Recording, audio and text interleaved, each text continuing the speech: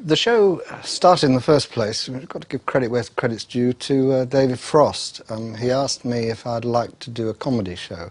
He was doing a show with John Cleese and some others, the Frost Report. And at that same time, John Cleese, Graham Chapman were good friends. We shared a flat together. And we were on holiday with a friend of ours who was writing the Frost Report, Marty Feldman. And I knew I wasn't going to do it on my own, so first of all I asked John. And of course he came on board immediately. Then Graham, and then Marty. And the funny thing was that after the first show, the pilot, David Frost said to me, "Don't think the audience are going to like those funny eyes." But of course that was his fortune. There was a moment when we were looking in a shop outside the British Museum. It was a joke shop, and I remember it was stink bombs, the biggest stink since Hitler. But at that moment, a boy came up, looked at us, looked at Marty and said, "Are you the one with the funny eyes?" We thought, well, if he wasn't, who was? Graham Chapman, John Cleese and I were very good friends at university. John and I actually studied law together, and used to giggle in the lectures about, would see a case where 400 Italians were on a boat, and you knew they were going to be dead in 5 minutes, so we would giggle at the back. The fact they were Italians is irrelevant.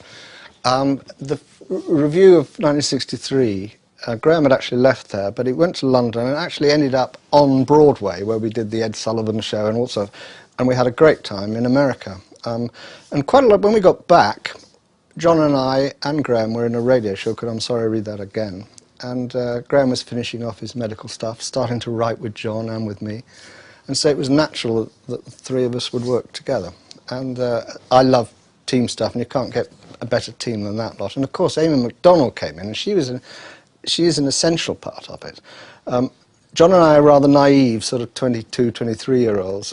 Marty suggested we went and look for a girl in this club. Now, we went to see, and this beautiful girl came on. We couldn't understand why we were so popular with the ladies there. And they came and sat next to us. Quite clearly they were call girls, but we were too naive to know. Anyway, Amy, in the good tradition of Hollywood, fourth girl from the right, she was fantastic and remained so. It used to be a joy writing for Amy, because if she read it first time accurately, she'd always do it well, and if she didn't, you knew it was wrong. But she's sort of very underestimated in this. She added a extra element, was very important. I couldn't play all the women's parts. Municipal Ballroom and Rabbi Greasing Institute in Bournemouth for the finals of the Name Family Trophy. The comedy influence is, I think all of us will have slightly different, but mine were very much verbal, funnily enough, radio comedy. There used to be things called like Much Binding in the Marsh and Take It From Here. I also like visual, and somebody like Buster Keaton was terribly important. But at the time, the biggest effect on all of us was the review of Beyond the Fringe, which it was like, I mean, just everything opened up there. They did, you know, talk about it being a satirical show, wasn't it? It's just one of the funniest things ever done. And that came out sort of as we were at university. And immediately after that, there was satire, where That Was the Week That Was. But we reverted against that, and we always called ourselves Music Hall. So we were sort of halfway between the two. Ironically, I actually did a tour of the States with That Was the Week That Was, and mostly brought in the Cambridge Circus stuff that was then going to be on the 48 show, so it's pretty incestuous. This is a little song I wrote to chase away old Mr. Blues, and it's dedicated to me. I love the lovely Amy MacDonald. A lot of people debate where the title came from. At last, the 1948 show. I think it was the Trevor Nunn, the excellent director, who thought of it first, and he and John thought it was a funny title, and John suggested it, and for once we all agreed instantly. We always work pretty close together as a four, but you can't write four together. And I think you're going to generalise. John and Graham wrote a lot together, and Martin and I hadn't before, but we did then. And I noticed it says that John and I were sort of executive producers or something like that, and I think we put the thing together, but that was very much a team thing. That was the joy of it, really, and people would bring in bits of sketches, and you'd work on it together and make it better, and that's a great way of writing, I think. And I found a piece the other day which was a sketch for this, which it starts out with my handwriting and ends up with John Cleese's, and that's probably, I thought, oh, you finish it, or pass it over, and his writing's better than mine. It's as simple as that, I think. Good time. We did enjoy the whole making of it enormously, and there's a man that always gets left out of the praise here.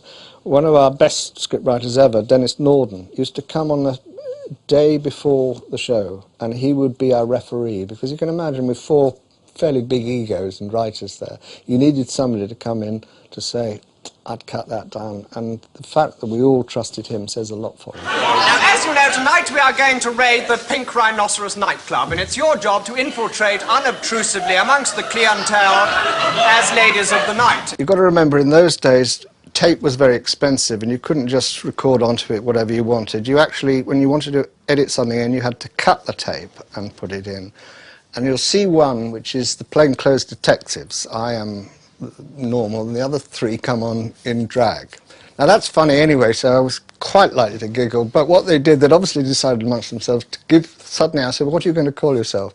Out came names I'd never heard of before. If you watch it now, we couldn't really change it because it would have cost too much money to cut in and out, so it's left in. I'm glad it is, because you can see them trying not to giggle, just at making me look silly, and then Marty dries completely and I have to tell him to come in. But it's one of those ones I've seen a few times recently, and I laugh every time. It's bad discipline, bad acting, terribly unprofessional, and I'm very glad we did it that way. Philippa, sir. Philippa? Yes.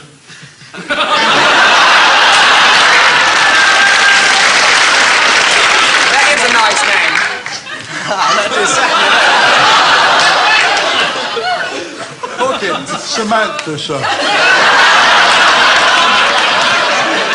And, Bute, don't tell me Bute. I thought it was Doris, sir. That's good, well that's splendid. Sir, do I have to be Doris, sir? It's such a mousy name. Well, what would you prefer?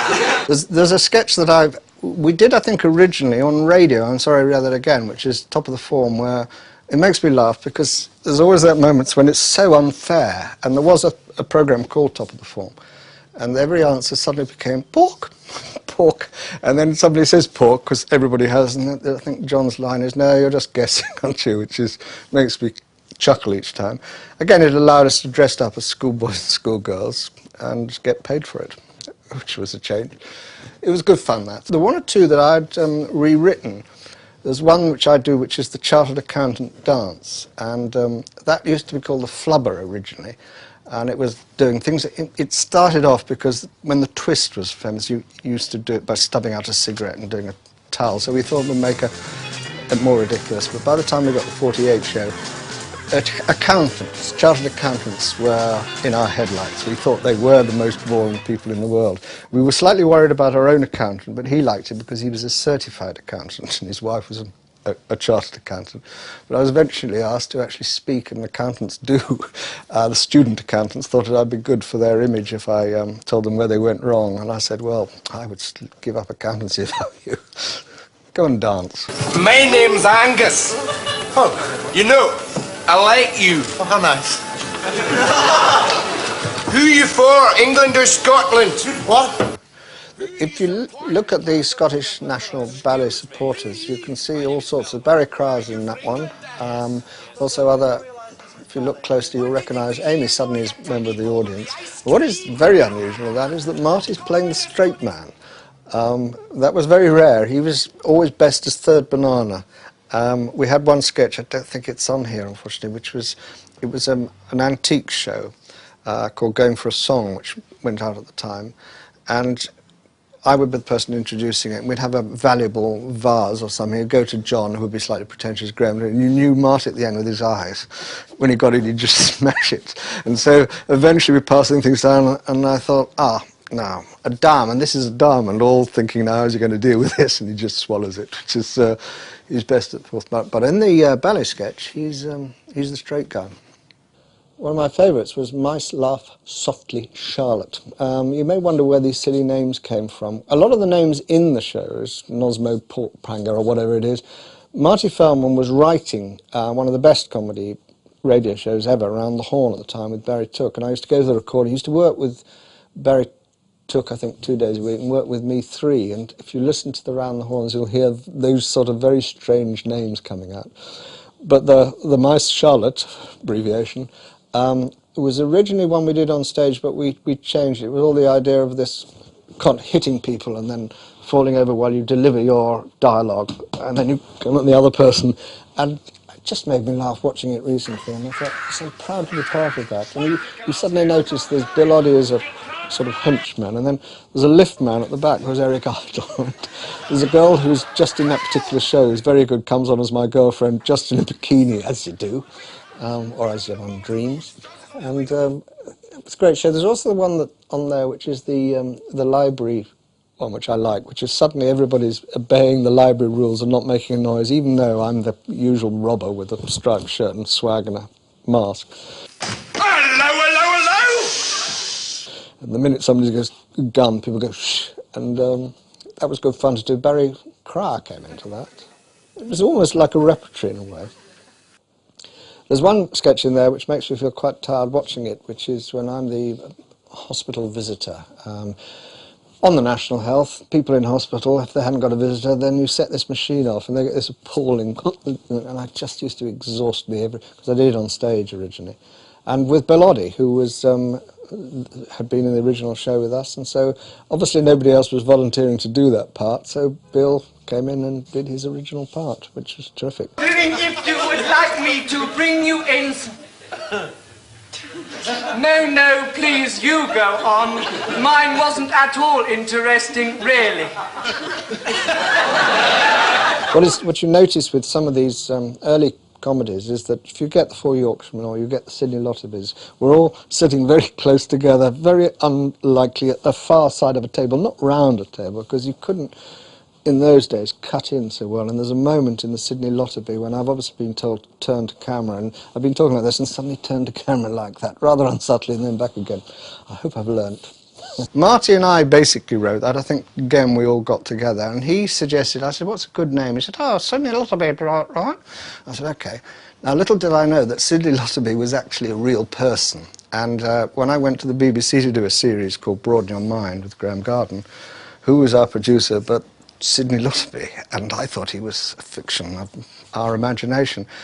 There was an album, an LP of the show, the last 1948 show, and on it was a Sidney Lotterby sketch, and people in drunken estate around London would pick up the phone late at night and think, oh, I wonder if we can find Sidney Lotterby. Oh, yes, there he's in the book.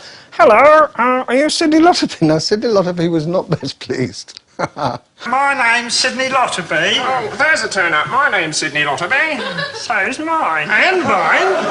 Well, isn't that a coincidence, all being called Sidney Lotterby? I've never been bitter in my life, but there was a moment a few years ago when I was, because I used to keep hearing, isn't it the greatest sketch ever, the Four Yorkshiremen? I say, yeah, it is, because people didn't know that I'd co-written it. Who'd have thought, 40 years ago, that we'd be sitting here drinking Chateau de Chasselas? I would have been glad of the price of a cup of tea then. Somebody gave me the entire credit for it recently, which is ironical because I've never been given credit before. But we very much wrote it together. And it was one of those sketches, if you think about it, that you start to exaggerate and it becomes fun, you get more and more exaggeration. In fact, I know that I've rewritten that sketch myself several times, I know other people have. But it is one of those things that the minute somebody starts to boast, then you find out and think, hey, that's like the Four Yorkshiremen sketch, and it's lovely to see it. Right. We used to get up in morning at 10:30 at night, half an hour before we'd gone to bed, eat a lump of poison, work 29 hours a day at mill for 8-year lifetime, come home, and each night Dad would strangle us and dance about on our graves. Aye, and you try and tell that to the young people of today. Will they believe you? No! When we did a last 1948 show, was an independent television production company, Rediffusion. It didn't even go out in all the regions all the time in England. We were on the front cover of the TV Times here, but down below, I say down below because they had offices below, was the Do Not Adjust Your Set team, and the producer of that was our Cambridge Circus producer.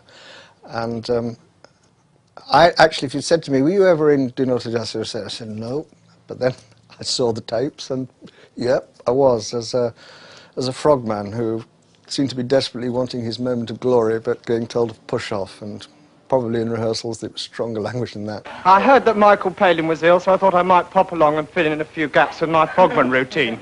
Push off! I honestly don't know why I was in Maybe they panicked a bit and felt it needed something a bit extra. I like to think that's the reason. But sadly, even I don't believe it. After 48 show, BBC realised that Marty was hot property, and he hadn't done anything, so he actually asked me would I go with him to the BBC. And I nearly didn't, because the woman at the BBC offered me 9p, and my agent said, well, I've never heard of him, she said. Anyway, I did go there, and 2 very good series with Martin, very good fun, and I played his wife quite often, and it was at a time when I think it could easily have been in Python then. I don't think I'd have been right for Python. I don't think I'm as good a writer as some of the others, and I think they're very much a writing and performing team.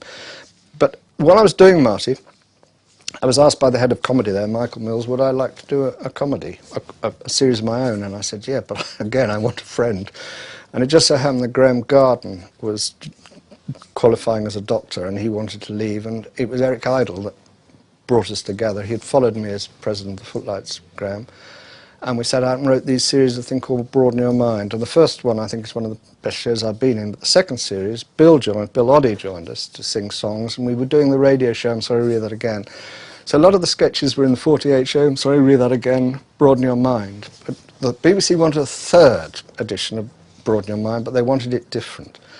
Now, Python had just started then, and they were brilliant. The problem with sketch comedy is you get to a punchline, and then you've got to start all over again.